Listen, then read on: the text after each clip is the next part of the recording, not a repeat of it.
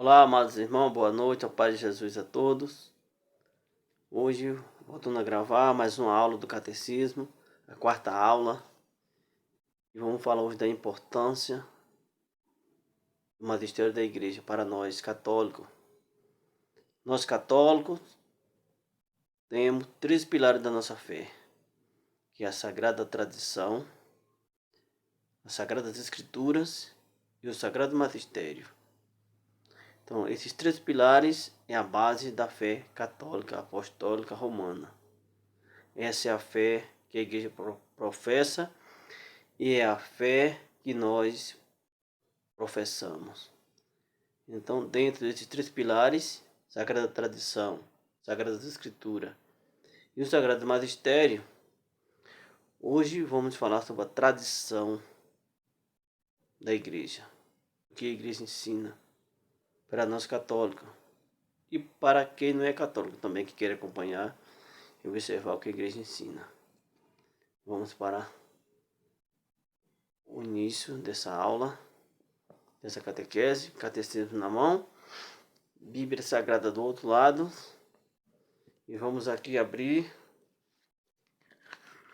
no parágrafo 74 do catecismo, na página 33. Parágrafo 74, página 33. Artigo 2. Que diz assim: a transmissão da revelação divina. Deus quer que todos os homens sejam salvos e cheguem ao conhecimento da verdade. É uma citação da carta a Timóteo, 1 Timóteo 2, 4.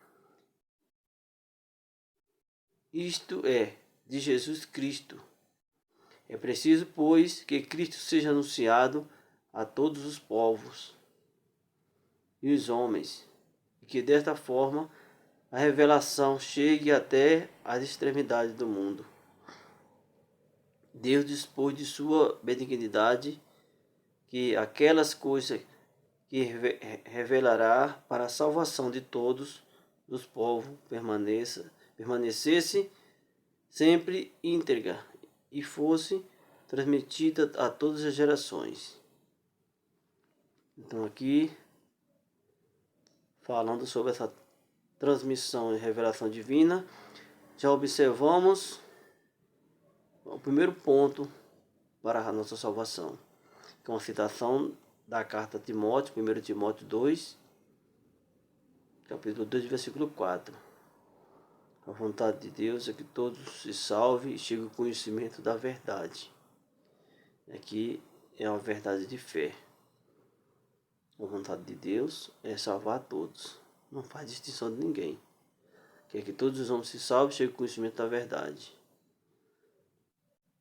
Mas como Santo Ambrósio falava a Agostinho, não é o homem que encontra a verdade, é a verdade que encontra o homem. Então precisamos desse encontro. E aqui no parágrafo 75, a tradição apostólica. Cristo Senhor, em quem se consuma toda a revelação do sumo Deus, ordenou aos apóstolos que o evangelho prometido antes pelos profetas, completados por ele e por sua própria boca, promulgado, fosse por eles pregado a todos os homens, como fonte de toda verdade salvífica e de toda disciplina de costumes, comunicando-lhes os dons divinos. Então aqui já observamos o valor da tradição apostólica.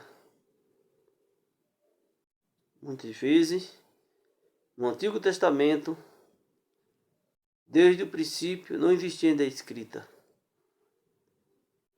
Como era que Deus se comunicava ao seu povo? Primeiramente, ele começou a se comunicar com os patriarcas. Desde Sete, Abraão, começando por Noé, Abraão, Isaac, Jacó, Moisés. Então Deus falava aos patriarcas, e os patriarcas transmitiam a sua palavra ao povo. Depois, Deus passou a se comunicar com o seu povo através dos profetas. Deus falava ao profeta e o profeta ia e anunciava. Como ele falou com o profeta Jeremias: coloca a palavra na tua boca e no teu coração. Vai e anuncia-me. Então Deus falava através do profeta Isaías, profeta Jeremias, Ezequiel, Daniel, Samuel, Eli e outros profetas do Antigo Testamento. Então Deus anunciava a palavra e o profeta transmitia ao seu povo. Essa é a tradição apostólica. Porque não existia ainda a escrita, não existia o papel. Então, como é que nós sabemos a história de Adão, de Eva, dos nossos primeiros pais, os patriarcas, os profetas, se não fosse a tradição? Tanto a tradição no Antigo Testamento, como a tradição no Novo Testamento. Na Grécia, existiam as pessoas que eram pagas para contar as histórias, de geração em geração, de pai para filho. E no mundo dos hebreus também era dessa forma.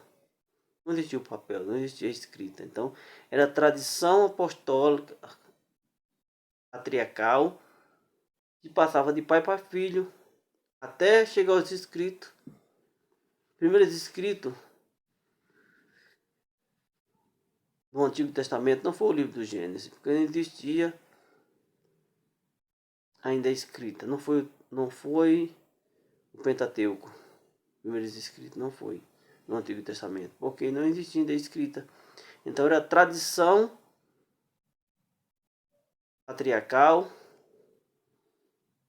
transmitida pelos profetas que chegava até o povo de Deus. Isso acontecia diariamente. Quando Deus falava ao profeta, e o profeta transmitia para o seu povo. Esse é o valor da tradição. Até em Jerusalém hoje é assim. Tem a escrita, mas a tradição também permanece viva até os dias de hoje. E aqui diz assim: pregado a todos os homens como fonte de toda verdade salvífica, de toda disciplina, de costume, comunicando os dons divinos. A pregação apostólica, ele fala aqui: a transmissão do Evangelho segundo a ordem do Senhor fez-se de duas maneiras: oralmente pelos apóstolos, na pregação oral, por exemplo, instituições transmitiram aquelas coisas que o receberam das palavras da convivência e das obras de Cristo, ou aprenderam das sugestões do Espírito. Por escrito, como também por aqueles apóstolos, varões apostólicos, que sob a inspiração do mesmo Espírito Santo puseram-se por escrito a mensagem da salvação. Então, existia duas formas dos apóstolos pregar no Novo Testamento: oralmente, boca a boca, e por escrito. Até mais ou menos os anos 50, os anos 30 até os anos 50, não tinha nenhum escrito no Novo Testamento. Então essa palavra era pregada boca a boca com os apóstolos. E ia anunciando o Evangelho, a palavra do Reino de Deus, sem ter nenhum escrito no Novo Testamento, só o Antigo Testamento. Eu vou pegar uma citação aqui da carta segunda carta aos Tessalonicenses, capítulo 2, de versículo 15, que diz assim: assim, pois, irmão, ficai firme e conservai os ensinamentos que de nós aprendeste, seja por palavra, seja por carta. Aqui Paulo citando a tradição. apostólica, que era pregada por eles. E vamos observar aqui também no Evangelho de João, capítulo 21. Primeiramente no capítulo 20, de versículo 30. Diz assim: Fez Jesus na presença dos seus discípulos ainda muitos outros milagres, que não estão escritos neste livro. Mas estes foram escritos para que creia que Jesus é o Cristo, o Filho de Deus, e para que, crendo, tenha vida em seu nome. Com a citação do Evangelho de João, capítulo 20, versículo 30 e 31. Jesus fez muitos milagres que não foi escrito, que não estão na Bíblia Sagrada. Mas isso foi escrito para que todos criassem que Jesus era o Filho de Deus. Então, a tradição.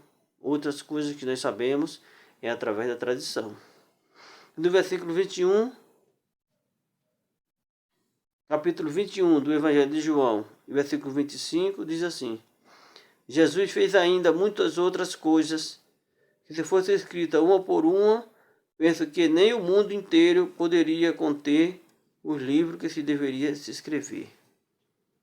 Muitos e muitos milagres que Jesus fez não foram escritos. Como é que nós sabemos? A tradição apostólica, pregada boca a boca, pelos seus apóstolos, pelos discípulos. E o próprio Jesus Cristo não escreveu nada. Não tem nenhuma citação na Sagrada Escritura que fala que Jesus escreveu. A única coisa que fala que Jesus estava escrevendo quando vem aquela mulher. Vem pegar em adultério, que fala que Jesus está escrevendo na areia, mas não fala o que ele escreveu, com o dedo no chão. Não tem nenhum escrito que Jesus escreveu. Então Jesus não mandou escrever nada. Ele falou: ide pregar o evangelho a todas as criaturas. Aquele que crê e for batizado será salvo. Aquele que não crê já está condenado. Então, essa é a força da tradição apostólica. Esses 2 pilares da nossa fé. Nós temos que ter em mão. São 3, mas primeiramente, Bíblia Sagrada, magistério e a tradição apostólica. Então era oralmente que se pregava.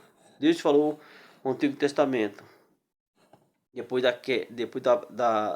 do pecado original, que deu origem dos nossos primeiros pais, Adão e Eva, Deus falava aos patriarcas. E ele transmitiu ao povo. Depois Deus falava aos profetas e era transmitido para o povo. E no Novo Testamento, o próprio Deus veio falar em pessoa. O verbo de Deus fez carne e habitou entre nós. Então, Evangelho de João, capítulo 1, versículo 14. Então, o próprio Deus veio para a terra para pregar. Então, e a tradição viva, tanto no Antigo Testamento, como no Novo, e até os dias de hoje. São os 3 pilares da nossa fé católica: Sagrada Tradição, Sagrada Escritura e o Sagrado Magistério. O católico não pode dizer: eu só creio que está na Bíblia. Ele começar com essa afirmação, já deixou de ser católico. Tudo que está na Bíblia é verdade. Mas a verdade não está tudo aqui na Bíblia. A verdade também está no magistério e também está na tradição apostólica. Então tudo que está aqui é verdade. Mas existe muitas verdades também que está na tradição, que não foi escrita. E muita verdade que está sob a interpretação do magistério, que Jesus confiou aos seus apóstolos. Então, essa é a importância da tradição. E vamos dar continuidade, porque não vai dar para falar tudo hoje nesse primeiro vídeo sobre a tradição apostólica. Eu parei aqui no parágrafo 76, mas aí eu vou até o 84. E amanhã vou fazer mais uma segunda aula sobre a tradição apostólica, para que nós possamos encerrar aqui falando sobre a tradição. A importância e o valor da tradição apostólica romana dentro da nossa igreja, para o nosso crescimento da nossa fé. Espero que tenha esclarecido um pouco aqui para aqueles que vão mergulhar, saborear essas palavras. Compartilhe com seus amigos, deixe seu like, se inscreva no canal para que você possa receber mais e mais catequese sobre o nosso catecismo da Igreja Católica e sobre essa profissão de fé, sobre esses 3 pilares da nossa fé, o que a igreja ensina, o que está no magistério. Tudo que está aqui é aprovado pelo Papa, pelo Bispo, pelo Padre, pelo Diácono, é o que a igreja ensina. O magistério da igreja é a fé da igreja, é a nossa fé. E amanhã, dando continuidade, falando sobre a tradição apostólica, para que nós possamos aprofundar mais nosso conhecimento. Está visto permanecer unido em nome do Pai, do Filho e do Espírito Santo. Amém.